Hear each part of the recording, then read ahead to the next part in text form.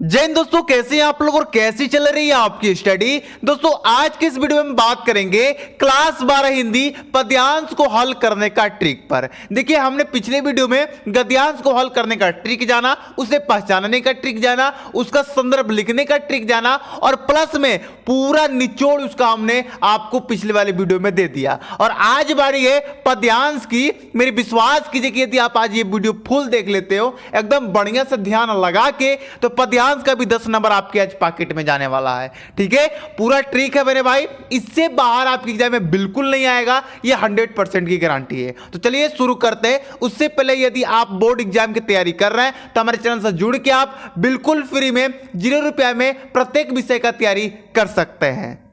तो देखिए दोस्तों, हम पहले बात करेंगे चैप्टर नंबर 1 जिसका नाम है पवन दूतिका। इसके कवि कौन है भैया? तो अयोध्या सिंह उपाध्याय हरिओद। मैं आपको पहले बता दूं कि देखिए आपके एग्जाम में जो गद्यांश और पद्यांश आता है ना, सबसे पहले उसमें काम करना होता है आपको पहचानना कि आखिर ये पद्यांश किस चैप्टर से लिया गया है। यदि आप ये पहचान गए ना तो समझिए कि आपका पद्यांश का 10 नंबर बिल्कुल पक्का है। ठीक है, तो पहले काम वही करेंगे, हम पहचानने का ट्रिक देखेंगे। अगर हमारे सामने कोई पद्यांश को रख दिया जाए तो हम कैसे पहचाने कि ये किस चैप्टर से लिया गया है। ना ही आपको कोई चैप्टर पढ़ने की जरूरत है, ना ही आपको किसी पद्यांश को पढ़ने की जरूरत है। बस यहां पर जो आपको बताया जा रहा है वो आपको अपने कॉपी में बढ़िया से लिख कर तैयार करने की जरूरत है। ठीक है, देखिए नोट बना लीजिए, क्योंकि जब तक आप नोट नहीं बनाएंगे ना तब तक आपको पढ़ाई में मजा नहीं आएगा। और प्लस में जैसे कि एक योद्धा में युद्ध को लड़ने के लिए आपके पास हथियार को जरूरत होना चाहिए, जरूरत होता भी है, तो उसी प्रकार अपने एग्जाम में संघर्ष करने के लिए, अच्छे नंबर लाने के लिए हमारे पास नोट भी होना जरूरत है। मेरे भाई नोट रहेगा ही नहीं तो तुम रिवीजन कहां से करोगे। ठीक है, बार बार तो वीडियो देखने आओगे नहीं और आप सोचोगे क्या स्क्रीनशॉट लेकर मोबाइल में रख ले, तो भैया बहुत बकवास चीज है। कभी कोई भी स्टूडेंट ना ही मोबाइल से पढ़ सकता है और ना ही बुक से पढ़ सकता है। वो पढ़ सकता है तो अपने हैंडराइटिंग से, अपने कॉपी से ही पढ़ सकता है। ठीक है, चलिए हम बात करते हैं यदि हमारे सामने कोई पद्यांश रख दिया जाए और उस पद्यांश में खिरना दिख जाए, श्याम दिख जाए, श्यामता दिख जाए, फिर जदल तन दिख जाए, कंज में नेत्र वाले दिख जाए, कंठ दिख जाए, कमल पग दिख जाए, मेदसी क्रांति वाले दिख जाए, कुंजे दिख जाए, फिर आपका वृंदा ये ना है। ठीक है, वृंदा विपिन दिख जाए, क्लांत दिख जाए, लज्जाशीला दिख जाए, पथिक महिला दिख जाए, कमल दिख जाए, मुख दिख जाए, कमल मुख एक ही है। ठीक है, कृष्ण ललना दिख जाए, मथुरा दिख जाए, फिर आपका मथुरा धाम दिख जाए, ब्रज दिख जाए, उपवन दिख जाए, वाटिका दिख जाए, नीप का पुष्प दिख जाए, या लतिका दिख जाए, या पाव की धूलि का दिख जाए। तो यदि इनमें से एक भी शब्द, ये नहीं कि सारे शब्द दिखने चाहिए, नहीं, कोई एक शब्द भी दिख गया है ना उस पद्यांश में, तो आपको समझ जाना है कि वो पवन दूतिका के लिया गया चैप्टर से, जिसके लेखक आपके कौन है? अयोध्या सिंह उपाध्याय हैं। ठीक है, अब मैं आपको बताता हूं, इतना आपको होगा सर इतना याद करना है, या यदि आप इतना याद नहीं करना चाहते हो तो एक उपाय मेरे पास और है। आप श्री कृष्ण को जानते हो ना, श्री कृष्ण जो कि हमारे भगवान है, हमारे सब कुछ है। ठीक है, यदि उनके बारे में आपको थोड़ा सा भी मालूम है ना तो आप इस चैप्टर के पद्यांश को जान सकते हो। श्री कृष्ण का दूसरा नाम क्या है? श्याम। तो यदि आप कृष्ण का दूसरा नाम देखो श्याम, तो समझ जाना कि वो पवन दूतिका से ले आएगा। कृष्ण की जन्मभूमि क्या है? मथुरा। ठीक है, और ये सब जो शब्द हैं यही आपको ज्यादा मिलेंगे उस पद्यांश में, पवन दूतिका वाले में। ठीक है, ललना किसे कहा जाता है भैया? हमारे श्री कृष्ण को कहा जाता है। ठीक है, ब्रज कब आता है? श्री कृष्ण जो मथुरा है, वृंदावन है, ये सब कहां है भैया? व्रज में है। तो यदि आपको श्री कृष्ण के बारे में थोड़ा भी जानकारी है ना तो आप इस चैप्टर को पहचान सकते हैं। ठीक है, चलिए आगे बढ़ते हैं। हमारा दूसरा चैप्टर है केकई का अनुताप। देखिए बहुत इंपॉर्टेंट चैप्टर है। देखिए पवन दूतिका, केकई का अनुताप, श्रद्धा मनु, नौका विहार, अभिनव मनुष्य, ये 5 ऐसे चैप्टर है ना जहां से यदि आप इनको तैयार कर लिए तो 100% क्या 100% आपकी गारंटी है कि फंस जाएगा पद्यांश। ठीक है, चलिए केकई के अनुताप में भी ट्रिक बताऊंगा लास्ट में, इतना को आपको पहले ध्यान दीजिए।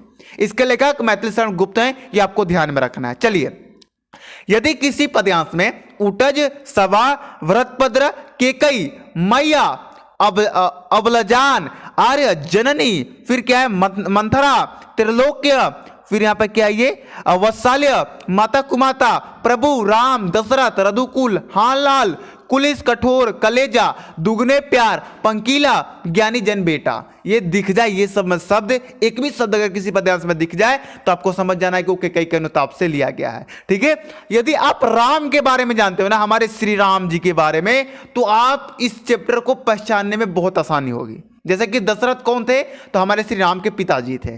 तो भैया दशरथ दिख जाएगा, हाँ हाँ सर तो बताए थे कि राम से अगर रिलेटेड हो, श्री राम जी से रिलेटेड हो, तो हम समझ जाएंगे कि कैकेयी के अनुताप में से लिया गया। ठीक है, अगर श्री कृष्ण जी से रिलेटेड हो तो पवन दूतिका से लिया गया है, अगर श्री राम से रिलेटेड है तो कैकेयी के अनुताप में लिया गया है। कैकेयी आ जाए शब्द में, मैया आ जाए शब्द में, ठीक है, उटज आ जाए, सवा आ जाए मेरे भैया, तो हाँ लाल, ये सब आ जाए तो आपको समझ जाना है कैकेयी के अनुताप से लिया गया है। ठीक है, चलिए एक बार जय श्री राम कमेंट जरूर कीजिएगा। चलिए हम तीसरा चैप्टर की बात करते हैं, श्रद्धा मनु, जो कि जयशंकर प्रसाद का है। और आपको मैं कई बार बता चुका हूं कि श्रद्धा मनु का मेरे भाई जरूर तैयार करना। ठीक है, अब आपको ना इंपॉर्टेंट पद्यांश पढ़ने की जरूरत है, बस यहां पर देखने की जरूरत है। देखिए, अगर पद्यांश में कौन हो तुम मिल जाए, मनु मिल जाए या श्रद्धा मिल जाए, ठीक है, प्रथम कवि का छंद अगर यदि ये मिल जाए, झटका लगा ये मिल जाए, कुतूहल मिल जाए, यहां पर इंद्रजाल कर लीजिएगा। ठीक है, ये इंद्रजाल मिल जाए, मधु पवन मिल जाए, गंगाधर देश मिल जाए, फिर नील परिधान मिल जाए, फिर आगे देख लीजिए धन श्याम है। ठीक है, ये धन थोड़ा इसके से लिखने में थोड़ा बहुत डाउट होता है। ठीक है, घनश्याम मिल जाए, नीलाल मिल जाए, कोकिल मिल जाए, शैलमाला मिल जाए, बलि का अन्न मिल जाए, उछावस मिल जाए, अंगतुंक मिल जाए, अवसाद मिल जाए, प्रकृति मिल जाए, तपस्वी मिल जाए। यदि इनमें से कोई भी एक शब्द भी आपको मिल जाता है ना, तो आपको समझ जाना है कि उस श्रद्धा मनु चैप्टर से लिया गया है। देखिए, जहां आप इतने सारे पद्यांश को याद करोगे वहां तो अच्छा है ना मेरे भाई कि इस ट्रिक को याद कर लो पहचानने का। ठीक है, चलिए जो हमारा नेक्स्ट चैप्टर है, यानी कि 4 नंबर जो चैप्टर है, जो उसका नाम क्या है, नौका विहार, बहुत इंपॉर्टेंट है। तो चलिए देखते हैं नौका विहार को पहचानने का ट्रिक। इसके लेखक कौन है, सुमित्रा नंदन पंत है। ठीक है, कवि कहना, क्योंकि ये पद्यांश है ना, तो कवि, अगर गद्यांश रहता तो लेखक आप कह सकते हैं। चलिए इसका ट्रिक है, तापस बल गंगा, लहर सीपी सिकता, नौका हिलोर, पाल जल, कलंककार, तारक दल, शुक्र घूंघट, चपला बिचधार, क्षितिज शिशु दीप, रसिया प्रवाह, धाराशाही जग। तो अगर ये शब्द दिख जाए आपको किसी पद्यांश में, तो वो नौका विहार से लिया गया है। ठीक है, अब देखिए कोई बच्चे डाउट होंगे उनके अंदर कि क्या सर अगर किसी पद्यांश में सारे शब्द दिखे तभी मानेंगे? नहीं मेरे भाई, यदि इसमें से कोई एक शब्द भी दिख जाए ना, जैसे मान लीजिए कोई पद्यांश है उसमें आपको लहर दिख गया, ठीक है, तो आप समझिए कि नौका विहार से लिया गया है। समझ रहे हैं ना मेरी बात? चलिए, यदि आपने मेरे गद्यांश वाला वीडियो देख रखा है ना, तो आप यूं समझ रहे होंगे, क्योंकि गद्यांश मैंने खुद करके भी दिखाया है। ठीक है, तो चलिए यदि आप वो वीडियो नहीं देखे हैं तो वीडियो को लिंक डिस्क्रिप्शन में दे दूंगा, या आप यूट्यूब पर सर्च कीजिएगा गद्यांश हल करने का ट्रिक, और फिर क्लास 12 लिख दीजिएगा, और प्लस में आप देवा सर क्लासेज जरूर लगा दीजिएगा, देवा सर क्लासेज। यदि आप ये लगा देते हैं ना मेरे भाई, तो आप किसी भी वीडियो को ढूंढेंगे वो आपको टॉप पे मिल जाएगा, मेरा ही वीडियो मिलेगा। ठीक है, चलिए अब बात करते हैं अभिमानव मनुष्य। ठीक है, अभिमानव मनुष्य, जिसके लेखक आपके रामधारी सिंह दिनकर जी हैं। ठीक है, चलिए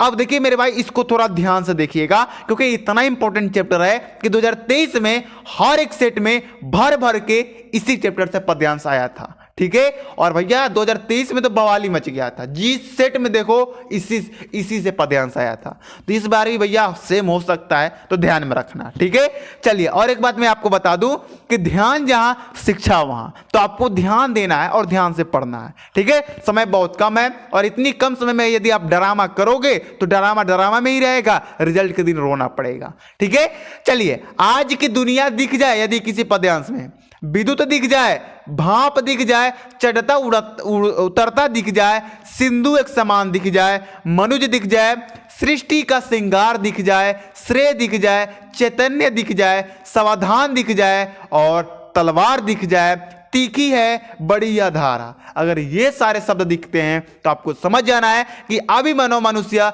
जिसके लेखक रामधारी सिंह दिनकर हैं, उस पद्यांश से लिया गया है।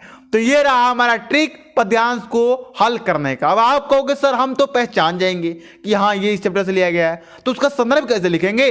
अरे मेरे भाई, यदि आप गद्यांश वाला वीडियो नहीं देखे हो तभी तो ये आप सोच रहे हो। यदि आप गद्यांश वाले वीडियो देख रहे थे ना, तो आप समझ जाते कि कैसे लिखना है संदर्भ, कैसे उनका व्याख्या करना है, फिर कैसे उनके क्वेश्चन का आंसर देना है। ये सब कुछ मैंने पहले वाली वीडियो में बता दिया, इस वीडियो में बता देता, लेकिन मैं सोचा वीडियो झूठों का लंबा हो जाएगा, आप लोगों को समय बर्बाद होगा। इससे बढ़िया है कि आप गद्यांश वाला भी वीडियो देख लोगे, उसमें ट्रिक भी देख लोगे, हल करने का भी आप देख लोगे। तो यहां पर हमने पद्यांश को पहचानने का ट्रिक बिल्कुल आसान भाषा में देख लिया। तो दोस्तों वीडियो कैसा लगा ये आपको प्यारा सा कमेंट करके बताना है, और चैनल से जुड़ के, कम समय है तो कम पढ़ के अच्छे नंबर लाने की तैयारी आप चैनल से जुड़कर कर सकते हैं। चलिए मिलते हैं अगली वीडियो में। जय हिंद, जय भारत।